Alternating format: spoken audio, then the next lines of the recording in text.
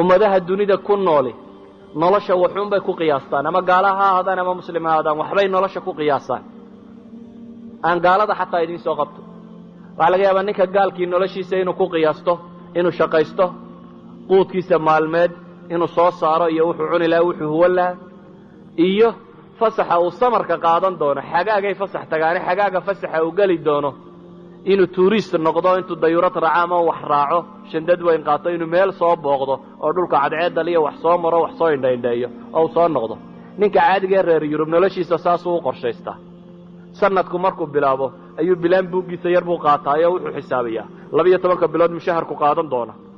dabeetana wuxuu xisaabiyaa wuxuu cuni doonoo dhan toddobaad walba wuxuu xisaabiyaa sabti iyo axad kasta wuxuu khamro cabi doono iyo wuxuu samayn doono wuxuu kala jaraa noloshiisa intii u baaqiga noqon lahayd iyo meeshuu safarka ugu aadi doono miqyaaskiisa nololeed waa kaa uu haystaa markaa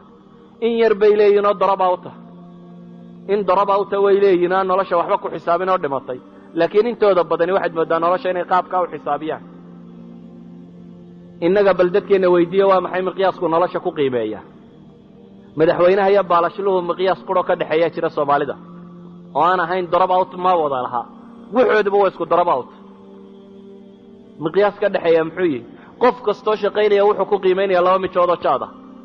haddaad qof tidhaha shaqo qabo wuxuu ku leeyahy 2 mijoodba goyn mayseen idan miqyaaska nolosha ay haystaan waa 2 mijood oo jaada ma waxa xaq u leh inay noolaadaan ummadda 2 mijood oo jaada u nool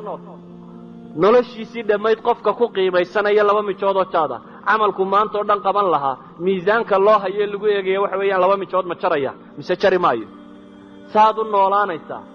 ummadda dhan maalan burciya hargeysa qura $170,000 maalin kasta qaad siisata markaasay ku leeyihin waa baahanay mush macquul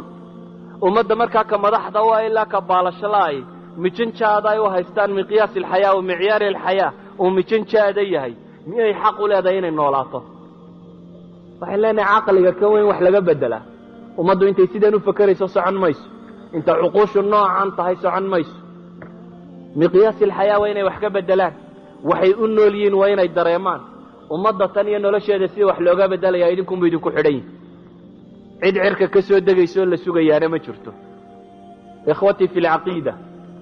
waxaan leeyahay haddaa leedin taliya mabda' baa loo baahanyay way qoran yihiin oo way yaalliin idinkuu noloshiina dib u xisaabiya nin walowbana tolkaasaad naar uga badbaadin lahayd yeel wallahu aclam wabillahi tawfiiq